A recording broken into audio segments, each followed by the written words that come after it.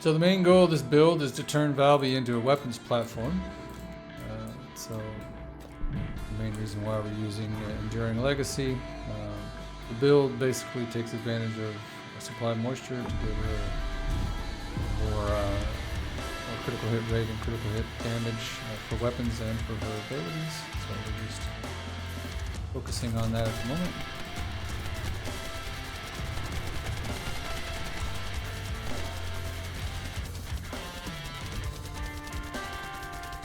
There we go.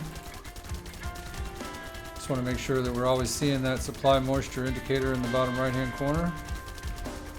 And if we do, then we're going to get that result, which is pretty handy. So from here we'll go ahead and talk about the build, and then we'll show you some more gameplay at the end. Hello and welcome to Two Old Farts. We're just going to take you in the boss build for Valby. Again, this is not the Gluttony build. Gluttony is a separate build, and we've covered that already. We're going to jump right into the modules, and then we'll talk about the reactors after that and the components after that. So we are using a supply moisture build similar to the mobbing build, but it has some slight differences, so we'll go over those for you. Again, the advantage of using supply moisture is that it gives us additional skill critical hit rate, additional weapon critical hit rate, and so this is a huge benefit to us. We have skill insight so that we can get additional critical hit rate, and then we're also using emergency measures for crit hit rate and crit hit damage, along with front lines for crit hit rate and crit hit damage. So these are the two additional mods we're using there. We are using increased HP just to give us a bit more survivability in this build. No, we don't want a complete glass cannon, and we're using iron defense to also give us some more defensive characteristics, along with a bit of a skill power modifier of 12.7%. We're using non-attribute specialist because the skills that we're using for her today are non-attribute and dimension, so we're also using dimension specialist. Both of these are giving us a nice buff to our power. We're using skill extension just to give us a little bit more duration because we need to stand in those puddles to get to do the damage with our weapons, and then we need to throw skills at the boss to do that as well. We're using lethal infection to give us a critical hit. When we get a critical hit on the enemy, it inflicts a debuff, a skill power modifier of plus 2.5% for 5 seconds. It stacks up to 10 times, so that's 25% buff that lasts for 5 seconds or as long as we're continuing to have those hits. So that's very helpful as well. And we're using shot focus because this is a weapon build. We are focusing more primarily on the weapons. Although our skills will do some damage, we are really looking at the weapon damage that we can do here. So it gives us a firearm ATK of plus 15% and a skill power modifier penalty of 15%, but I don't think that's really going to hamper us too much. So this is the mod side of the build. We talk about the reactors. We're using the same type of reactor that we used before. It's a materialized phase reactor. That's because we're looking at non-attribute skills and dimension skills. This particular reactor is slightly different. While I have rolled Enduring Legacy on it, it's because we want the skill critical hit rate that you see at the bottom there, and then additional skill ATK when attacking Colossus. So this is a pretty good roll for her, particularly for this build. We're also using for the component set, the Acrobat set. As I mentioned before in a previous video, this gives us a skill power boost of 1.7%. It gives us a firearm ATK of 2.8% and firearm critical hit rate of 21%. So this is pretty helpful for this build in particular, along with a skill critical hit rate increase of 5.9%. So I'm very happy with those. We have max HP rolled on this. Obviously, we'd like to have MP recovery on this as well.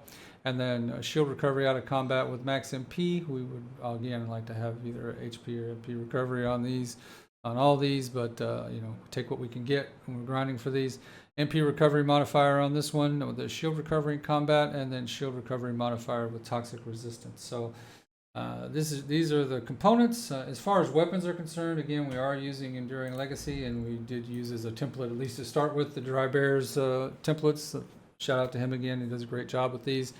I don't know if we've modified it from that or not, but we are using fire because fire does kind of punch up the abilities of Enduring Legacy quite a bit. And then Greg's Reverse Fate again with the Dry Bears template as a starting point. So That is the build. If we're gonna roll some additional footage after this, if you want to stick around and see some additional boss fights. Otherwise, if not, if you want to jump off now, thank you for watching. Don't forget to like and subscribe if you're enjoying the content. Give us a thumbs down if you're not enjoying the content, and we will see you in the next one. Thank you.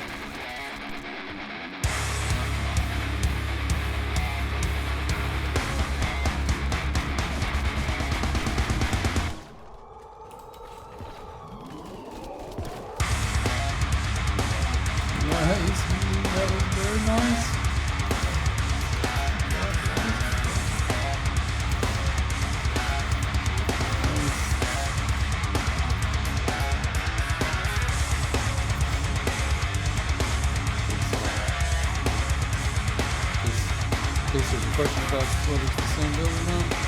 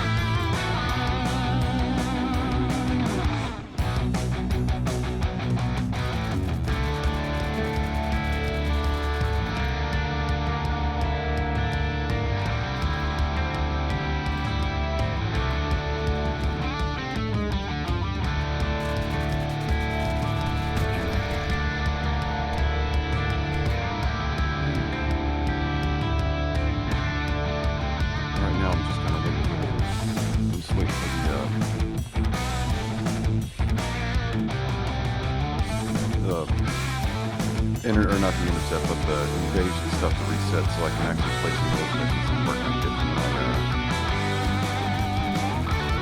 materials I need for Haley.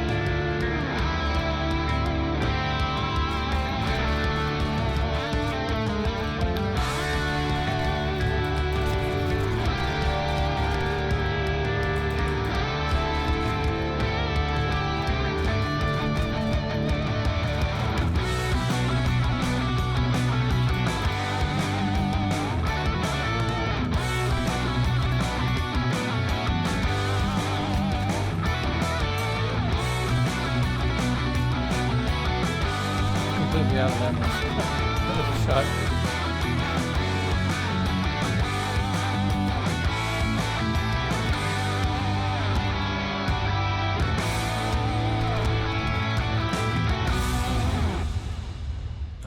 Not really.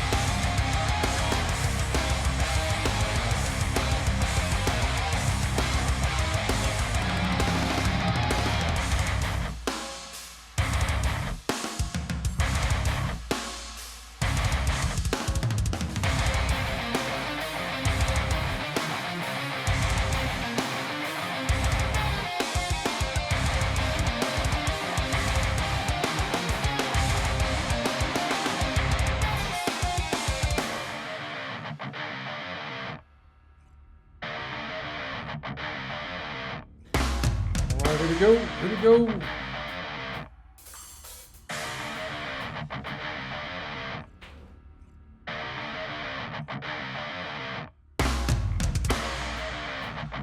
Yes, yes. Okay, Black Squirrel, do your thing, do your thing.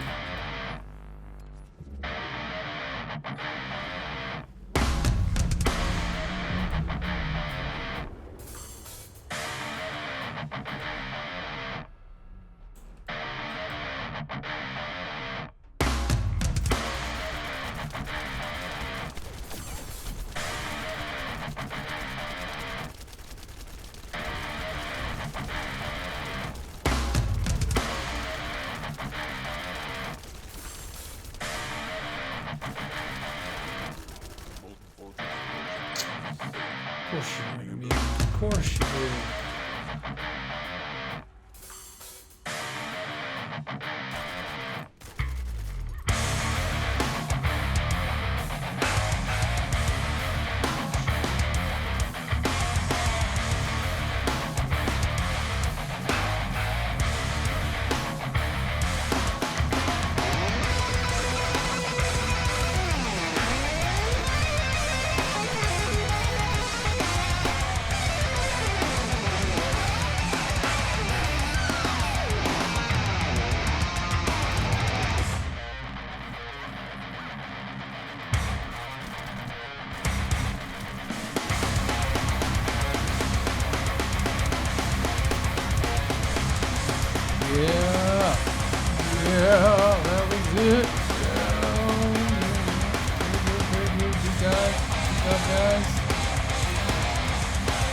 job, guys. Way to go, way to go. Way to go, fam.